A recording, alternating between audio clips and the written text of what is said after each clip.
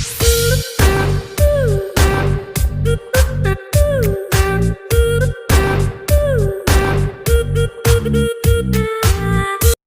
Students, मैं सौरभ दुबे आप लोगों का स्वागत करता हूं आपके अपने YouTube channel SD the knowledge explorer पे।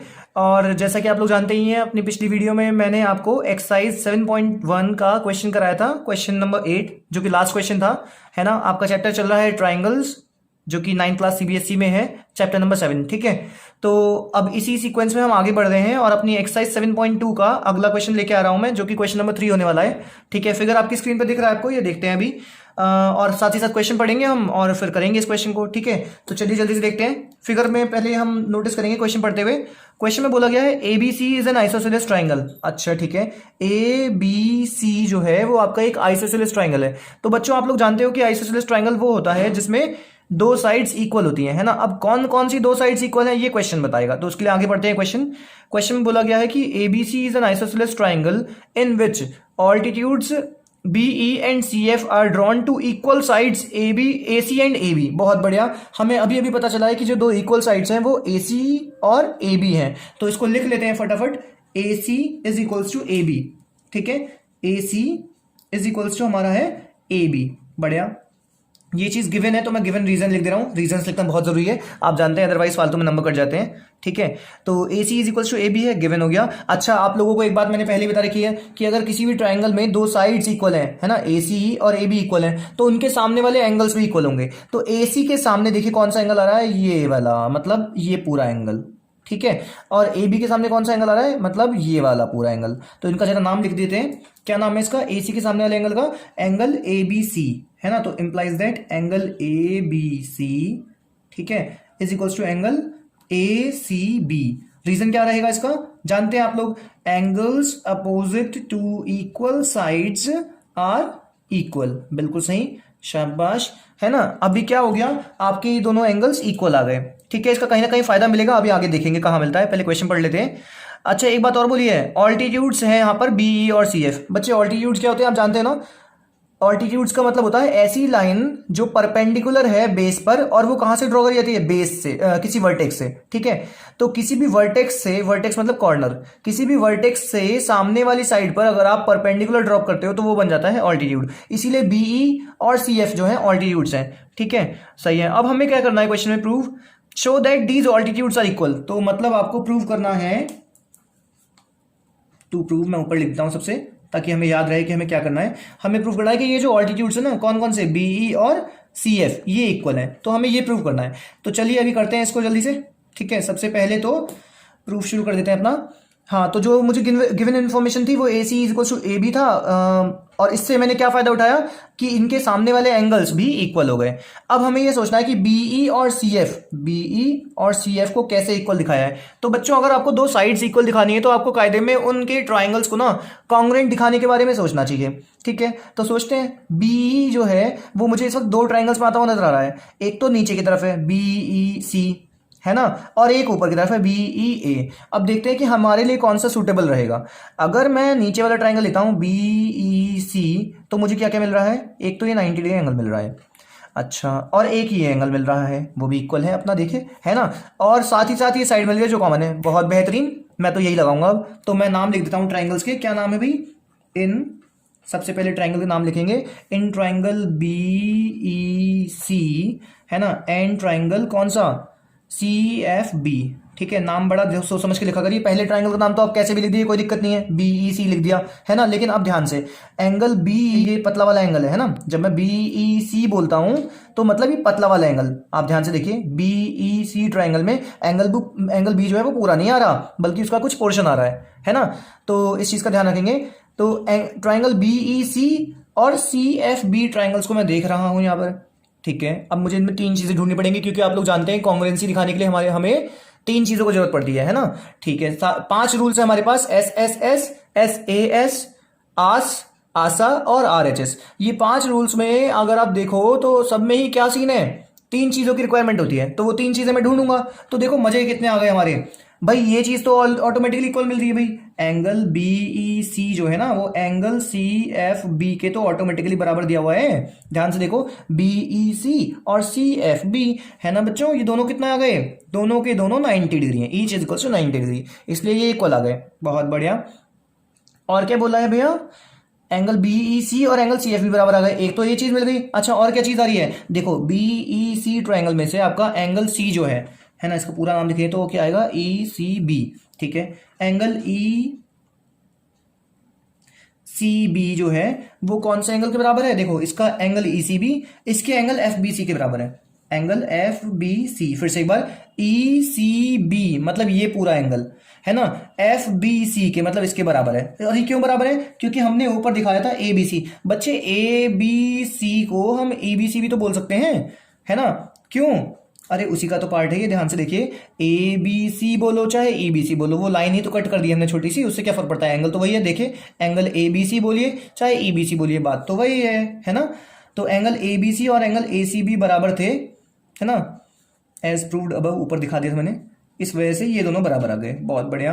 अब हमारे पास दो चीज आ चुकी है, देखिए एंगल एंगल, और तीसरी चीज थी ये B C side, B C इसमें भी आ रहा है और इसमें सी भी है ना, बात तो एक ही है, बी सी बोलो चाहे सी भी बोलो, है तो वही साइड, क्योंकि ये दोनों ट्राइंगल्स हमारी है, इसके लिए इसका रीजन क्या होने वाला है, कॉमन। ठीक है, सो ट्राइंगल बी ई सी जो है आपका वो कॉन्ग्रुएंट आ चुका है कौन से ट्राइंगल के, बताइए, ट्राइंगल सी एफ बी के। ठीक है, कॉन्ग्रुएंट आ गया, कौन से रूल से बच्चे, बाय एंगल एंगल साइड। देखिए एंगल एंगल साइड, आस रूल से ये दोनों ट्राइंगल्स कॉन्ग्रुएंट हो गए। सही है, अब हमें ये नहीं प्रूव करना था, ट्राइंगल्स को कॉन्ग्रुएंट दिखाना था, हमें बी और सी दिखाने थे। तो बच्चे अगर दो ट्राइंगल्स आपने कॉन्ग्रुएंट दिखा दिए ना, तो तीन चीजें तो आप यूटिलाइज करते हो, बाकी की तीन चीजें ऑटोमेटिकली खुल जाती है बाय सीपीसीडी। बहुत बढ़िया, तो इसकी साइड बीई और इसकी साइड सी एफ बराबर होंगे बाय सीपीसीडी, है ना, हम ये बोल सकते हैं। और फाइनली हमारा ये वाला क्वेश्चन खत्म हो गया बाय सीपीसीटी। ठीक है, हेंस प्रूव्ड। तो आई होप आपको ये क्वेश्चन समझ में आ गया होगा। अब इसे जल्दी से स्क्रीनशॉट ले लीजिए या फिर आप लोग जो है नोट कर लीजिएगा इसको। अब हम करेंगे अपना अगला क्वेश्चन। ठीक है, तो चलिए अब अपना क्वेश्चन नंबर 4 देखते हैं जल्दी से। ठीक है, और काफी हद तक आप देख पा रहे होंगे इसका फिगर वैसा ही है जैसा पिछले वाले क्वेश्चन का था। ठीक है, एक्जैक्टली सेम टू सेम वैसा ही फिगर है, लेकिन क्वेश्चन में थोड़ा सा अंतर है। चलिए क्वेश्चन पढ़ते हैं और देखते हैं कि क्या डिफरेंस है इसमें। क्वेश्चन में बोला गया है ABC is a triangle in which altitudes BE and C F. अभी भी ये ऑल्टीट्यूड सी दिए हुए हैं, इसीलिए देखिए आपको यहाँ पर 90 डिग्री का एंगल दिखाई दे रहा है ना। ऑल्टीट्यूड जो होते हैं वो 90 डिग्री एंगल बनाते हैं, मैंने आपको पिछले क्वेश्चन में भी बताया था ये, है ना। तो बिल्कुल वही चीज यहाँ पर है। ठीक है, अब आगे क्या बोला है, altitudes BE and C F to sides A C and A B respectively, ठीक है, आर इक्वल। इक्वल, अच्छा आपकी पिछली बार आपको साइड्स इक्वल दी हुई थी थर्ड वाले क्वेश्चन में, और इस बार क्या दिया हुआ आपको, इस बार ये ऑल्टीट्यूड्स इक्वल दिए हुए हैं। कौन कौन से, बीई और सी एफ, ये इक्वल दिए हैं। तो मैं इसको लिख लेता हूं, काम आएगा बाद में, गिवन है रीजन के साथ लिख लीजिए। ठीक है, बीई और सी एफ दिए हुए हैं। और क्या बोला है, show that triangle A B E is congruent to triangle A C F. तो अब आपको करना क्या है, अब आपको ट्राइंगल ए बी ई और ए सी एफ को कॉन्ग्रुएंट दिखाना है, यानी कि आपको अब की बार ऊपर वाले ट्राइंगल्स को कॉन्ग्रुएंट दिखाना है। तो बच्चों आप लोग जानते हो कॉन्ग्रुएंसी के लिए हमें तीन चीजों की जरूरत पड़ती है ना। तो तीन चीजों में से आई थिंक एक चीज तो हमें मिल गई है। देखिए बीई इस वाले ट्राइंगल की साइड हो जाएगी, है ना, और सी एफ जो है वो इस वाले ट्राइंगल की साइड होगी। तो एक चीज तो हमें मिल चुकी है। अच्छा दूसरी चीज क्या होने वाली है, दूसरी चीज भी मिल गई। देखो इस वाले ट्राइंगल को देखिए आप, चाहे आप इस वाले ट्राइंगल को देखिए, दोनों में ही ये वाला एंगल तो आ ही रहा है ना, ये वाला एंगल। तो ये एंगल हो गया आपका कॉमन। बहुत बढ़िया, दो चीजें मिल चुकी है हमें। अच्छा तीसरी चीज भी मिल गई बच्चों, देखो कैसे, भाई ये एंगल 90 डिग्री है तो ये एंगल भी तो 90 डिग्री होगा, है ना।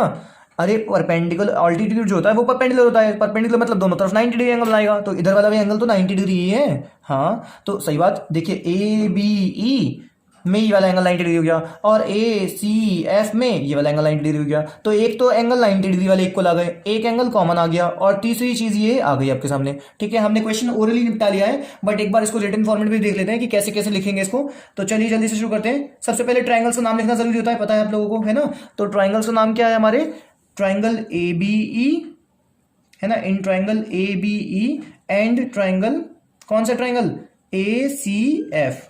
ठीक है भैया, ट्राइंगल्स का नाम तो हमने लिख दिया। अब क्या करेंगे, अब इनमें जो जो चीज़ें जो है हमारे मतलब की वो मैं लिखता हूँ। ठीक है, ए बी ई और ए सी एफ में से हमने क्या क्या इक्वल निकाला था। सबसे पहले तो मैं दिखा दूं आपको, एंगल ए के बारे में लिख देता हूं मैं, एंगल ए कॉमन आ रहा है ना। Angle A is equals to angle A, पूरा नाम लिखने की भी जरूरत नहीं है, सीधे सीधे angle A equals to angle A common.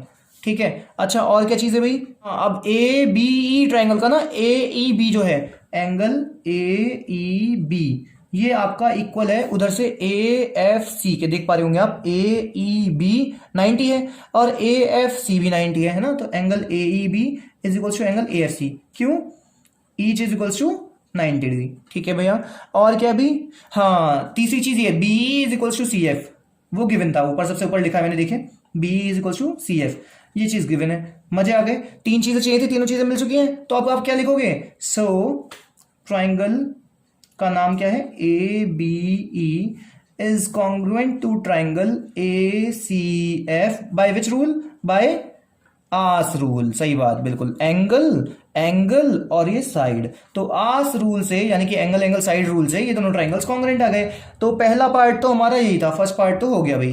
ठीक है, हेंस प्रूफ लिख देते हैं, मजा आता है कुछ ये मोहर लगाने में, है ना। फर्स्ट पार्ट हो गया। सेकंड पार्ट में क्या बोला है, सेकंड पार्ट में बोला है प्रूव करो कि A B is equals to A C है, that is A B C is an isosceles triangle. कोई बात नहीं भैया, एक बात ध्यान से देखो आप, ट्राइंगल ए बी ई में साइड ए बी आ रही है, हाँ जी।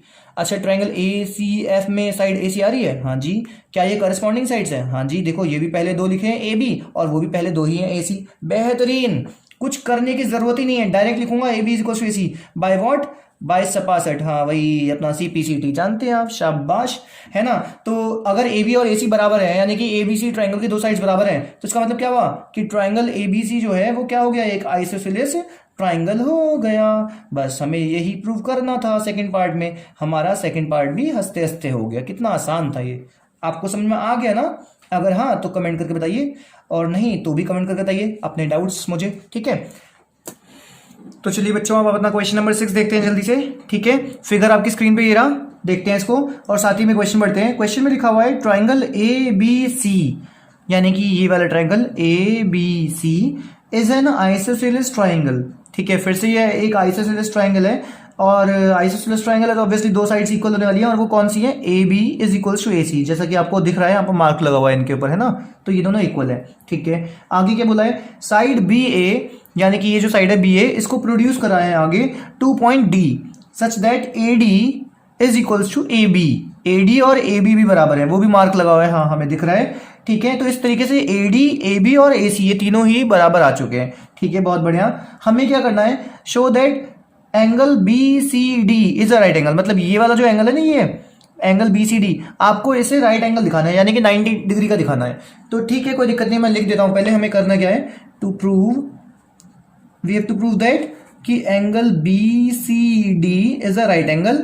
इन other words we can say that angle B C D is equals to 90 degree, हमें ये दिखाना है। ठीक है, कोई दिक्कत नहीं है। आइए प्रूफ पे आते हैं। प्रूफ कैसे करेंगे इसको, सबसे पहले तो मैं आपको ये बता दूं कि हमें जो दो साइड्स इक्वल दी गई है ना, ये तीनों, इन्हीं की मदद से जो है हम अपना काम कर पाएंगे। सही है, तो आप लोग जानते ही हैं, मैंने अभी पिछले क्वेश्चंस में भी यही प्रॉपर्टी लगाई है कि अगर किसी ट्राइंगल में दो साइड्स इक्वल होती हैं तो उनके सामने वाले एंगल्स भी इक्वल हो जाते हैं। तो आप बोलोगे कि A B is equals to A C, है ना, यहीं से बात करते हैं। A B is equals to A C दिया हुआ है, गिवन है ये।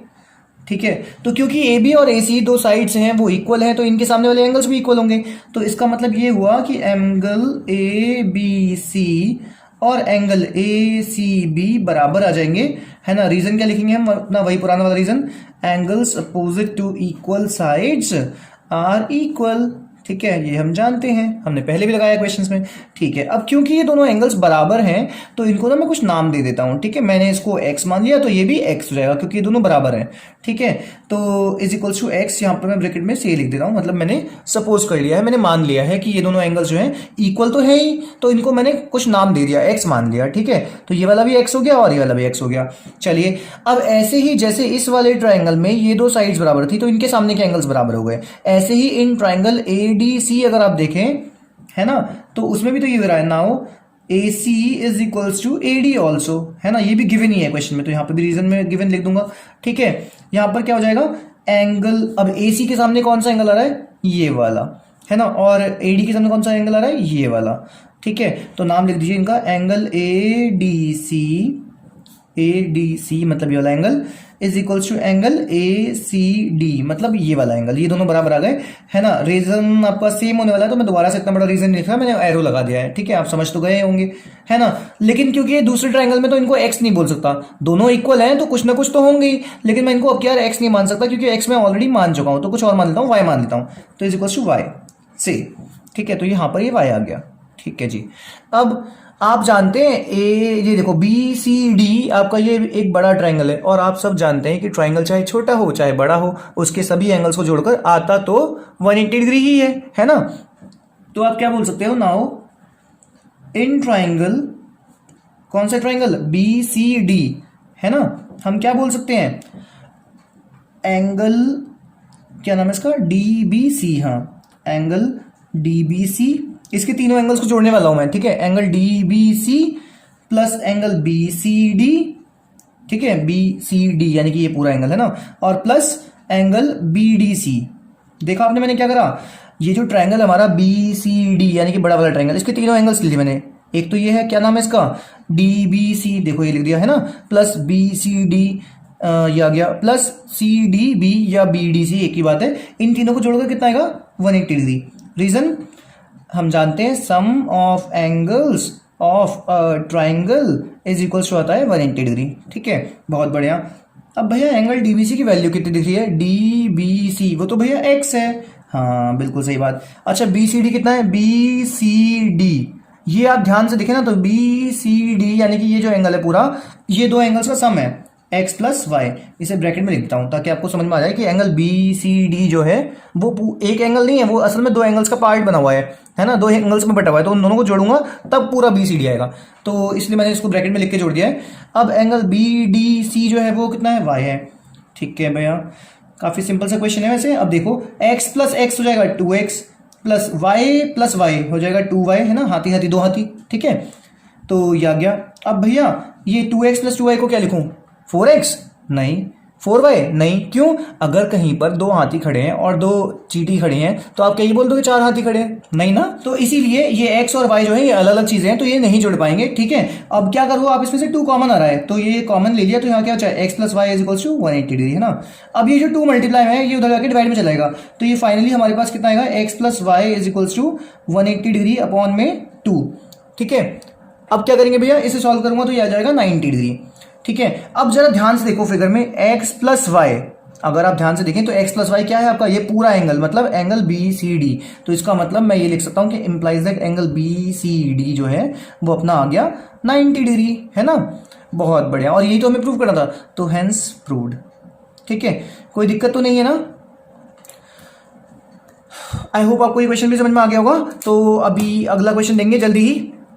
देखिए बच्चों, अभी हमने जो है क्वेश्चन नंबर 6 करा था, 7th वाला मैंने नहीं किया है क्योंकि 7th वाला बहुत इजी है ना, मैं हल्की सी हिंट दे रहा हूं, उसमें आपको बोला हुआ है एक राइट एंगल ट्राइंगल है जिसमें एंगल ए जो है वो 90 डिग्री है और बाकी के दोनों ऑब्वियसली बी और सी होंगे, है ना।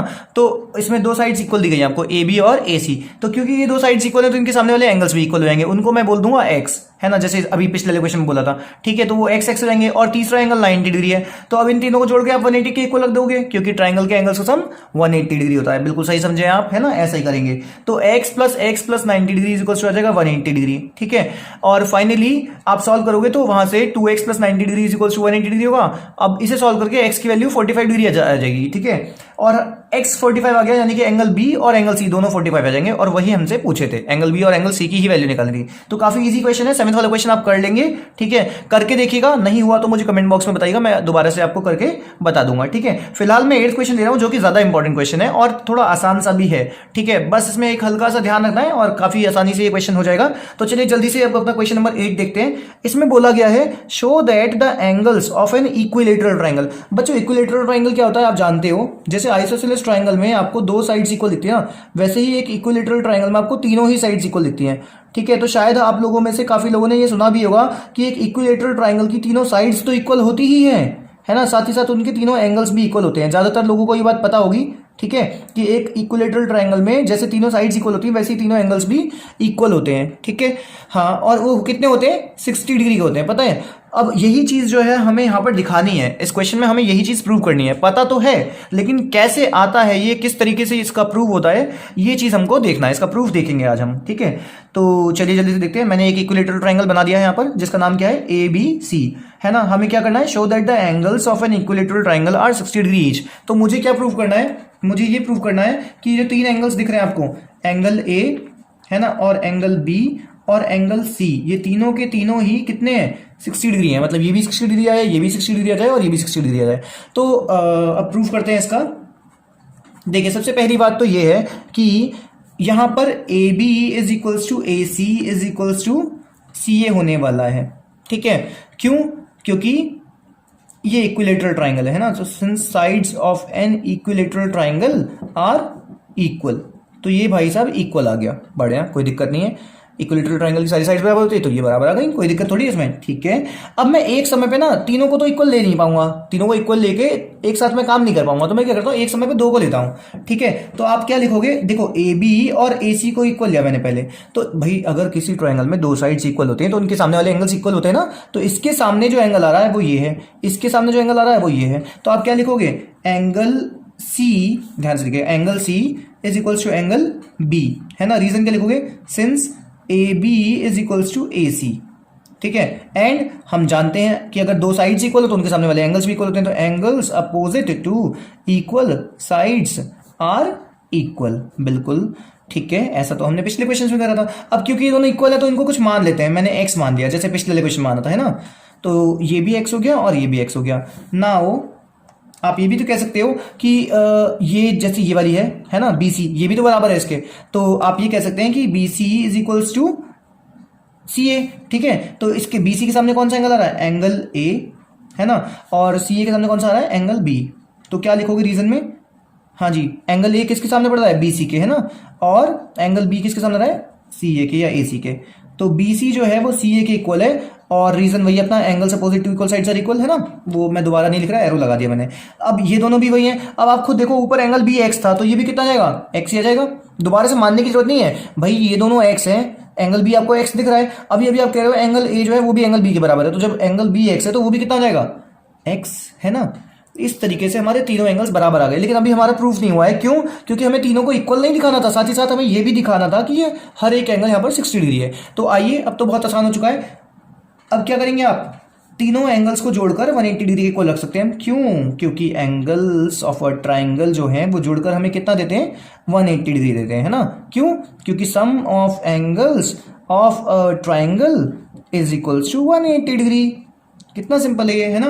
तो एंगल A की जगह मैं x लिख दूंगा, एंगल B की जगह भी x, और एंगल C की जगह भी x।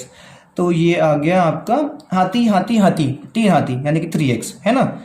ठीक है, ठीक है, बढ़िया। अब x निकालना है तो ये 180 डिग्री अपॉन 3 हो जाएगा, है ना। इसे कैंसिल आउट करोगे तो 60 डिग्री आ गया। अब x क्या है आपका, एंगल ही तो है, तो इसका मतलब फाइनली हमारे पास ये आ गया कि एंगल A कह लो, चाहे एंगल B कह लो, चाहे एंगल C कह लो, वो तीनों के तीनों होते बराबर ही हैं और कितना आ जाते हैं, 60 डिग्री आ जाते हैं। ठीक है, तो फाइनली हमने ये प्रूव कर दिया। ठीक है, इसी के साथ ही क्वेश्चन समाप्त, हेंस प्रूव्ड। ठीक है, तो जय श्री राम, हर हर महादेव। इसी के साथ आपकी ये वाली एक्सरसाइज समाप्त हो चुकी है। ठीक, अब कल मैं आऊंगा आपकी अगली एक्सरसाइज के साथ, तब तक के लिए आप लोग इसकी प्रैक्टिस कर लें, और कोई भी डाउट्स हो तो मुझे कमेंट बॉक्स के थ्रू जरूर बताएं, मैं आपकी सहायता जरूर करूंगा। जय श्री राम, हर हर महादेव।